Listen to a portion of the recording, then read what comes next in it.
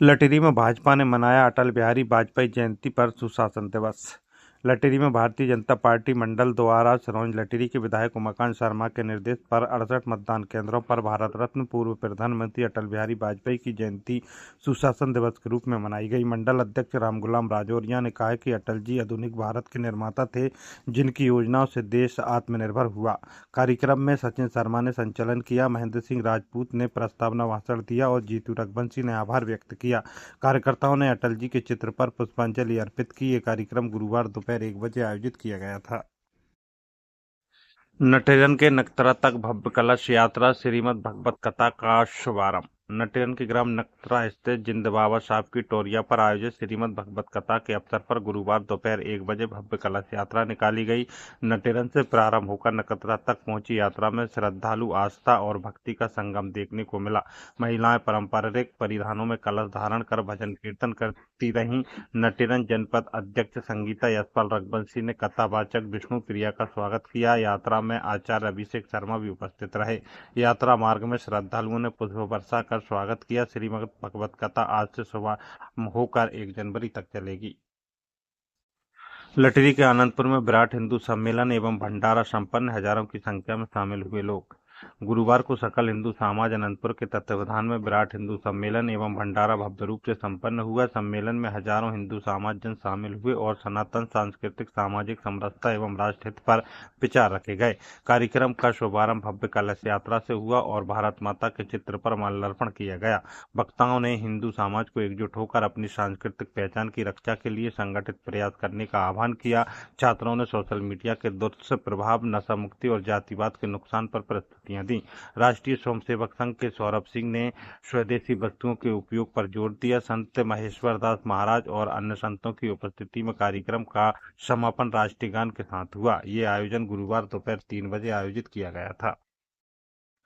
गंजवासौदा में भाजपा की बैठक में संगठन विस्तार, हरि सिंह बने विधानसभा अध्यक्ष। गंजवासौदा में गुरुवार दोपहर 1 बजे एक निजी स्थान पर बहुजन समाज पार्टी की महत्वपूर्ण बैठक आयोजित की गई। संगठन विस्तार के उद्देश्य से हुई इस बैठक में सर्वसहमति से हरि सिंह को विधानसभा अध्यक्ष नियुक्त किया गया, जबकि रामस्वरूप अहिरवार को सचिव पद की जिम्मेदारी सौंपी गई। बैठक में आगामी कार्य योजना और पार्टी की मजबूती पर विस्तृत चर्चा हुई। नवनियुक्त पदाधिकारियों का कार्यकर्ताओं ने स्वागत किया। इस अवसर पर बड़ी संख्या में भाजपा कार्यकर्ता मौजूद रहे, जिन्होंने जमीनी स्तर पर पार्टी को सक्रिय करने का संकल्प लिया है। शमशाबाद में बजरंग दल का प्रदर्शन, बांग्लादेश में हिंदुओं पर अत्याचार के विरोध में फूंका पुतला।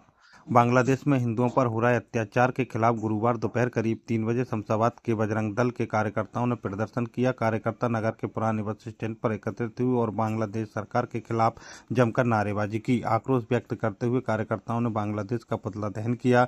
प्रदर्शनकारियों का कहना है कि बांग्लादेश में हिंदुओं की सुरक्षा सुनिश्चित की जानी चाहिए। इस दौरान बड़ी संख्या में बजरंग दल कार्यकर्ता मौजूद रहे। गंजवासौदा में युवा कांग्रेस का धरना प्रदर्शन, शराब दुकान हटाने की मांग। गंजवासौदा में युवा कांग्रेस ने गुरुवार दोपहर करीब 3 बजे रेलवे स्टेशन मार्ग स्थित शराब दुकान को हटाने की मांग को लेकर 1 दिवसीय धरना प्रदर्शन किया। प्रदर्शनकारियों ने कहा कि दुकान के कारण महिलाओं और श्रद्धालुओं को परेशानी होती है और अपराध बढ़ने की आशंका है। दुकान के पास 2 मंदिर हैं और श्रद्धालुओं को दिक्कतें होती हैं। कांग्रेस कार्यकर्ताओं ने ज्ञापन दिया और चेतावनी दी कि समस्या का समाधान नहीं हुआ तो आने वाले समय में बड़ा प्रदर्शन किया जाएगा। तहसीलदार अरविंद यादव ने ज्ञापन स्वीकार किया और समस्या के निराकरण का आश्वासन दिया। गंजवासौदा में वकील के साथ मारपीट मामले में 3 और आरोपी बनाए गए। गंजवासौदा में 23 दिसंबर को किसान और व्यापारियों के बीच झगड़े के दौरान वकील के साथ मारपीट हुई थी। पुलिस ने वकील की शिकायत पर 3 व्यापारियों समेत कुछ अन्य लोगों पर केस दर्ज किया था। वकीलों के संगठन ने 24 दिसंबर को धरना दिया और बाकी आरोपियों के नाम जोड़ने की मांग की। इसके बाद पुलिस ने 3 और लोगों को भी आरोपी बनाया है। वकीलों के संगठन के अध्यक्ष ने मांग की कि आरोपियों को तुरंत गिरफ्तार किया जाए। इस मामले को लेकर पुलिस गुरुवार दोपहर करीब 12 बजे घटनास्थल भी पहुंची और वकीलों से चर्चा कर सबूत जुटाए हैं।